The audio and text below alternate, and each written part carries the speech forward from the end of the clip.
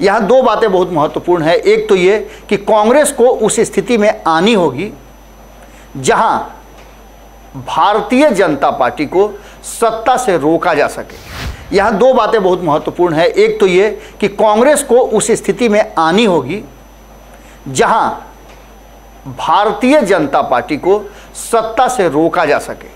ममता बनर्जी भी अपने राज्य में अपने दम पर सरकार बनाती हैं, कांग्रेस उनकी विपक्षी होती है, हालांकि भाजपा से उनका मुख्य लड़ाई है।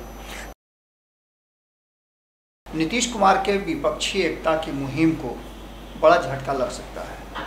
आपको बता दें कि एक बड़े खेल की उम्मीद लगाई जा रही है, कयास लगाए जा रहे हैं, चर्चाएं शुरू हो गई हैं कि नीतीश कुमार का ये मुहिम आखिरकार अपने मुकाम तक नहीं पहुंच पाएगा। इसको लेकर के अब चर्चाएं शुरू हो गई हैं और इन चर्चाओं के पीछे जो पिछले 24 घंटे से चीज़ें सामने आई हैं उसको लगाया जा रहा है। नीतीश कुमार जितना तेज़ी से आगे बढ़ रहे हैं, भारतीय जनता पार्टी उतना ही तेज़ी से अपने जो प्लान है उसमें बदलाव कर रही है। इसके साथ साथ नीतीश कुमार ने लोहा दांत से चबाने का फैसला लिया है। विपक्ष को एकजुट करना आसान नहीं है। आपको याद होगा जेपी मूवमेंट के बाद 2 बार ऐसी स्थिति आई जहां विपक्ष एकजुट होकर के और केंद्र में बैठी सरकार को बाहर फेंकने के लिए, हराने के लिए अपनी मुहिम चला चुका है। एक प्रयास इसके बाद 2014 में भी हुआ था, लेकिन वो भी असफल रहा। हालांकि सफलता का ग्राफ जेपी मूवमेंट और उसके बाद जो चंद्रशेखर और अन्य लोगों ने जनता दल बना करके उस समय के नेताजी जो शुरुआत किए थे, जिस तरह से कांग्रेस को सत्ता से बेदखल करने की तैयारी हुई थी, उसको लेकर के पहले से ही इतिहास इस बात की तरफ इशारा कर रहा है कि विपक्ष को एकजुट करना बड़ा मुश्किल है। तो फिर ये मुहिम चलाने के पीछे ये सब जानते हुए, क्योंकि इन दोनों मुहिम का हिस्सा नीतीश कुमार रहे हैं, अब ऐसी स्थिति में क्या नीतीश कुमार इस अभियान को शुरू करके संकट में फंस गए हैं?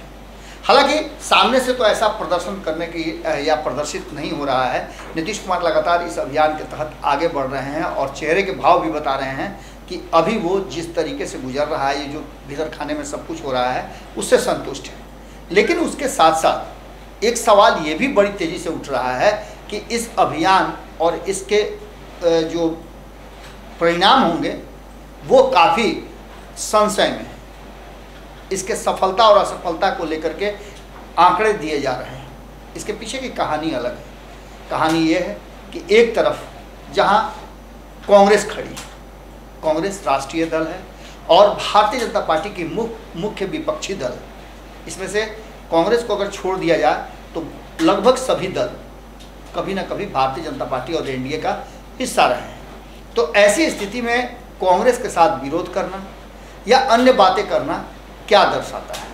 वहीं कई ऐसे दल हैं जो स्वमेव हैं, उन्हें लगता है कि वो किसी के साथ जाएं न जाएं उससे कोई असर नहीं पड़ता है और उनका अपना ही एक स्ट्रेटजी है, अपनी ही एक रणनीति है, जिसके तहत वो अपने अपने राज्यों में अपनी सरकारें बनाते हैं और लड़ते हैं। नवीन पटनायक की बात आपने सुन लिया, उन्होंने स्पष्ट कर दिया कि वो किसी भी गठबंधन का हिस्सा नहीं है। बात अरविंद केजरीवाल की जाए तो अरविंद केजरीवाल भी, उनका मूल चरित्र जो है वो स्वमेव वाला है।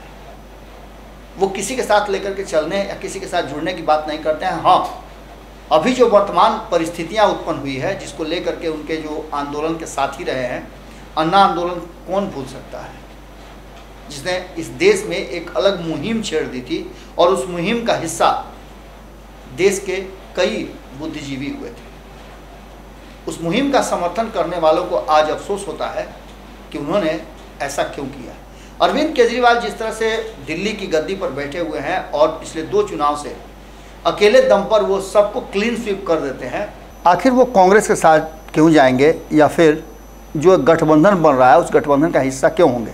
तो वर्तमान जो स्थिति और परिस्थिति बता रही है वो साफ इशारा कर रही है कि कहीं ना कहीं अरविंद केजरीवाल ऐसे मोड़ पे आके खड़े हैं जहां उन्हें रास्ता नज़र नहीं आ रहा है। भारतीय जनता पार्टी और उनके बीच में टकराव हो रहा है। उस टकराव में उन्हें विपक्ष का साथ चाहिए, जिसको इकट्ठा करने के लिए वो अलग अलग राज्यों के मुख्यमंत्रियों से और विपक्षी दलों से बात कर रहे हैं, जिससे कि राज्यसभा में जो अध्यादेश आने वाला है उस अध्यादेश को हराया जा सके, रोका जा सके।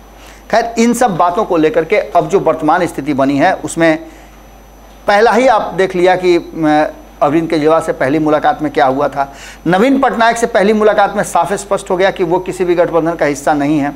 तो अरविंद केजरीवाल पहली मुलाकात में बोले थे कि आगे अभी और भी मीटिंग होनी है, अभी यह फैसला कैसे कर लिया जाए। लेकिन नीतीश कुमार ने जब उनका सपोर्ट करने की बात कही तो उनका मन मिजाज बदला और वो तैयार हो गए हैं। हालांकि इन सब लोगों को आपको पता है कि कई इसमें लोग हैं जिन्हें कर्नाटक में कांग्रेस ने निमंत्रण तक नहीं दिया था, जिसमें अरविंद केजरीवाल भी हैं। इसके अलावा भी कई दल हैं जिनकी चर्चा हम कभी अलग से करेंगे। लेकिन इस मूल चरित्र वाले व्यक्तियों में अरविंद केजरीवाल के, नवीन पटनायक के साथ साथ ममता बनर्जी का भी नाम आता है। ममता बनर्जी भी अपने राज्य में अपने दम पर सरकार बनाती हैं। कांग्रेस उनकी विपक्षी होती है, हालांकि भाजपा से उनका मुख्य लड़ाई है, लेकिन उस लड़ाई में मुख्य रूप से कांग्रेस भी उनके विरोध में चुनाव लड़ती है। और ऐसी स्थिति में ममता बनर्जी के लिए भी कांग्रेस के साथ चलना मुश्किल जरूर होगा।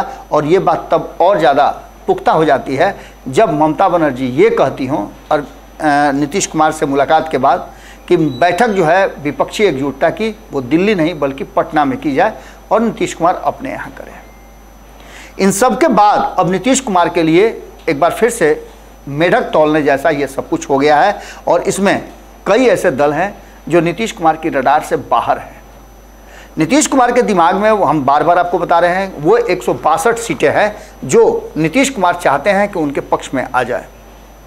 उस 162 सीटों में से अधिकांश जीत करके वो भारतीय जनता पार्टी को पहले रोक लें। लेकिन क्या रोकने मात्र से खेल खत्म हो जाता है? यहाँ दो बातें बहुत महत्वपूर्ण है। एक तो ये कि कांग्रेस को उस स्थिति में आनी होगी जहां भारतीय जनता पार्टी को सत्ता से रोका जा सके, यानी कि कांग्रेस को 200 से अधिक सीटें जीत करके आनी होगी। और कांग्रेस के लिए तय जो किया जा रहा है मानक वो 280 सीटों का है कि कांग्रेस 280 सीटों पर चुनाव लड़ेगी, बाकी के सीटें विपक्ष जो उस गठबंधन का हिस्सा होगा उसमें बांट दिया जाएगा। तो ऐसी स्थिति में आप समझ सकते हैं कि एक समस्या तो यहीं खड़ी हो जाती है। दूसरा सबसे महत्वपूर्ण बात कि नीतीश कुमार अगर कांग्रेस के साथ इन स्वमेव दलों का, इन मूल चरित्र वाले दलों का गठबंधन बन जाता है या नहीं बनता है, वो अलग से गठबंधन बनाते हैं, तो ऐसी स्थिति में नीतीश कुमार के लिए कौन सा मुफीद होगा, नीतीश कुमार का सिलेक्शन क्या होगा? क्योंकि नीतीश कुमार के लिए दोनों ही स्थिति में बड़ा ही चेकमेट पोजीशन हो गया है और यही कारण है कि नीतीश कुमार संकट में फंसते नजर आ रहे हैं। 12 तारीख को उन्होंने डेट तय किया है, कौन आएगा कौन नहीं आएगा इस पर भी कयास लगाए जा रहे हैं, जबकि अब तक 12-13 दलों का कहा जा रहा है कि कॉन्सेंट आया है, वो आएंगे। लेकिन कल जो हुआ उसको देख करके ऐसा लगता है कि विपक्ष में कई दल नीतीश कुमार से अलग हैं, उनके साथ रह के भी कई लोग कांग्रेस के साथ नहीं जाना चाहेंगे। तो ऐसी स्थिति में इसका फैसला कैसे होगा? और नीतीश कुमार के लिए सबसे बड़ा जो पहला हर्डल है वो यही है। 12 तारीख को कहा यह जा रहा है कि बहुत सारी चीज़ें कर ली जाएंगी, बहुत सारे बात हो लेंगे, लेकिन कहीं ना कहीं नीतीश की विपक्षी एकता की मुहिम को ग्रहण लगता हुआ दिखाई दे रहा है। इसमें डेट फिक्स होने के साथ साथ बीजेपी जहां एक्शन में है वहीं उनके साथी जो हैं वो छितराते हुए नजर आ रहे हैं। अब तक आप समझ लीजिए कि अकाली दल का अलग हो जाना, चंद्रबाबू नायडू का अलग हो जाना, जेडीएस का अलग हो जाना, शिवसेना शिंदे गुट है उसका अलग रहना, इस बात की तरफ इशारा कर रहा है कि समर्थन के लिए तो हाथ उठ रहे हैं, लेकिन समर्थन के लिए अंत तक लोग खड़े रहेंगे बिना किसी महत्वाकांक्षा के, ऐसा संभव नहीं लगता है। महत्वाकांक्षा और अति महत्वाकांक्षा यही तो राजनीति का पहला अध्याय है। सबको पद चाहिए, प्रतिष्ठा चाहिए और इस मुहिम में हर कोई अपना अपना फ़ायदा जरूर देखेगा। चाहे जितना भी चर्चा कर लिया जाए कि हम एकजुट रहेंगे, लेकिन देश के सामने जो तस्वीर आ रही है उस तस्वीर में अभी से ही ये समझ में आने लगा है कि विपक्ष एकजुट नहीं है। ऐसी स्थिति में भारतीय जनता पार्टी अपना तिकड़म भिड़ाने से बाज नहीं आएगी। और इसीलिए हम कह रहे हैं कि खेल बड़ा हो। अगर ये वीडियो पसंद आई और वह बिहार के राजनीति और बिहारियत से सरोकार रखेनी तो सब्सक्राइब बटन दबा के चैनल के सब्सक्राइब कर ली। ओजे एगो घंटी बा, ओकरा बटन दबा देला से कुल सटीक और मारक खबर रुआ मुफ्त में मिल जाई। अगर रुआ पत्रकारिता के हमनी के नया प्रयोग में सहयोग कर चाहतानी तो ज्वाइन बटन दबा दी। पेटीएम नंबर नोट कर ली 9386816700। धन्यवाद।